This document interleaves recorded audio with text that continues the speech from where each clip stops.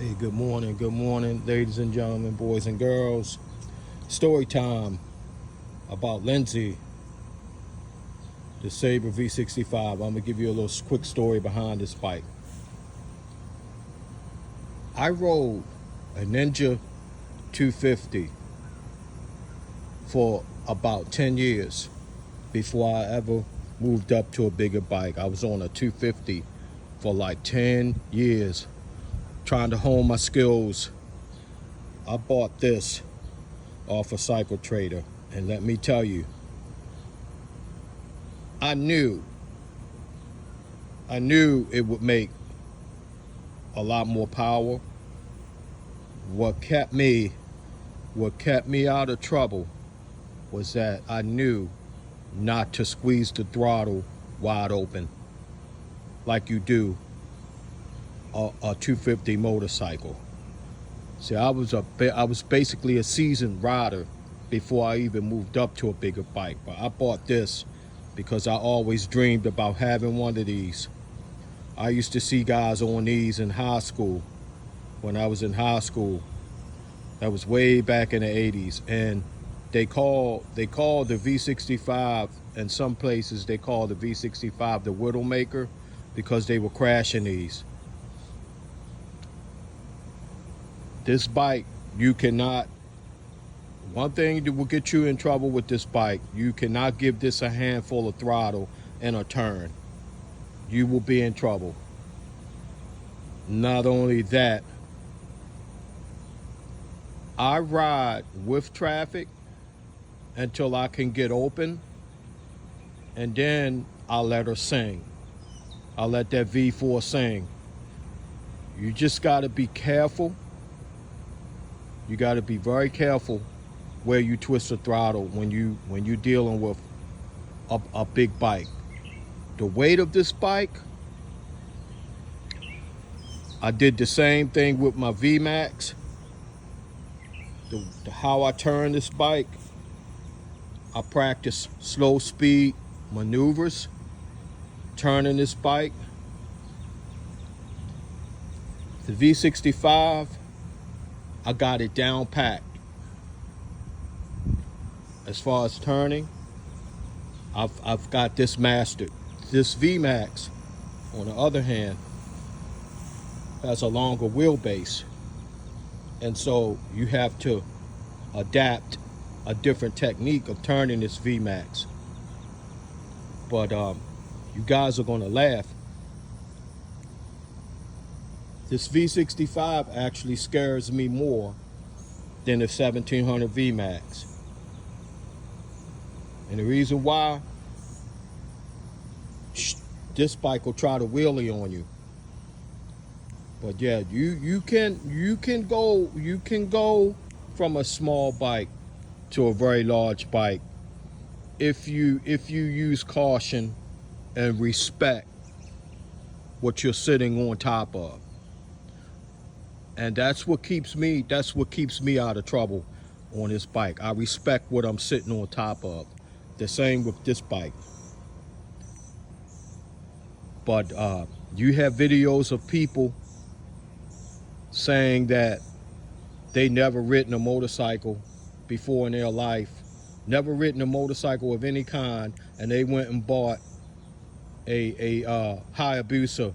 What dealership would sell somebody a Hayabusa that has never been on a motorcycle, period? I don't believe that, because you know what that is? That's a big lawsuit.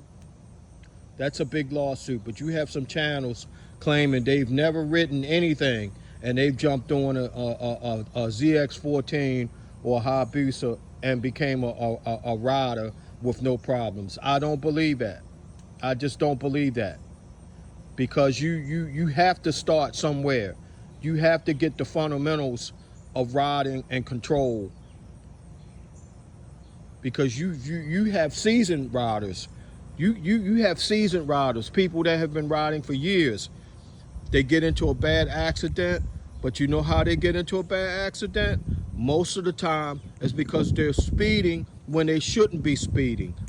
That's the key to keeping me out of trouble with both of these bikes. I never speed If I can't get open without nothing being in front of me, I just don't do it. I just don't do it. I get the urge to do 130 miles an hour blast, do 130, do 140 pull, but I didn't have the space, and it was too much going on around me, so I didn't do it. I stayed at 70 miles an hour. That's what'll keep you out of trouble. That's what keep you out of trouble. Slowing down has kept me from being hit by somebody. It's a time and a place for everything. And that'll keep you out of trouble. That'll keep you out of trouble. Every time, slow down. Slow down. It will save you from having a very effed up day if you just slow down. I only speed when I can. When I can safely speed without somebody cutting me off, I ain't worrying about what's behind me because I done left them in the dust. If if people's not cutting you off, yeah, you can speed. You can speed. But I'm up in rural areas. I got a group of deer that live over here in these woods. I don't go through those areas flying. I slow down. I almost hit a deer last month. A deer came out in front of me last month. I slowed down to 20 miles an hour. I was doing 40. My intuition, you go by your gut feelings, you go by you scan the road. I saw antlers. I slowed down. I slowed down to about 20 miles an hour, and the deer, he came right out in front of me. I didn't hit him. He came out in front of me, and then he ran. Had I not spotted that deer and slowed down, he would have been in my lap. He would have been in my lap, and he stood there and he looked at me. They don't know any better. You have to have 360 vision riding a motorcycle, because cars, let's face it, cars never see you.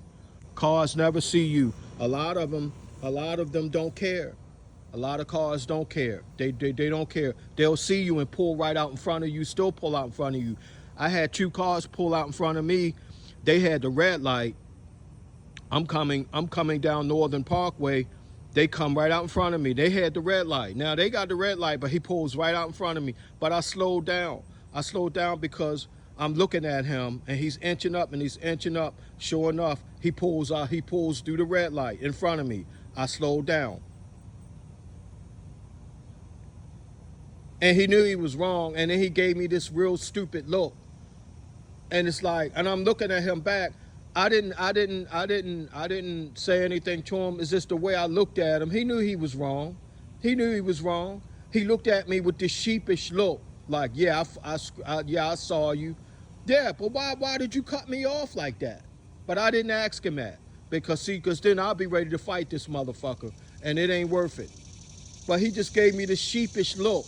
He gave me this real stupid look. Like, dude, you saw me. Why did you pull out in front of me like that? But see, it's still my responsibility. It's still my responsibility to take an evasive actions. So when I saw him coming to the light, when I seen a car coming to the light, don't assume that he gonna stay there. I started slowing down. Sure enough, he gassed it. He gassed the red light. But these are the four-wheelers. And some two-wheelers, some motorcycle riders, you got to watch out for too. I've seen group rides where the guy that was following, he ended up rear-ending it. He ended up rear-ending somebody in the motorcycle group ride. He was following them too close. You got to be looking ahead of the other bike. If you're following another motorcycle, if you're following 2 other motorcycles, you should leave yourself a huge gap, and you should be looking what's ahead of them. You always scan ahead of the road to see what's coming.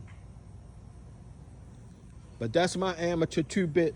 That's my amateur advice for new riders. You just gotta practice safety. Practice safety. Don't worry about going fast. There'll be a time where you can go fast, and have fun, but you have to have discipline. You have to have discipline, or you'll get effed up. But I'm peace them out, you guys.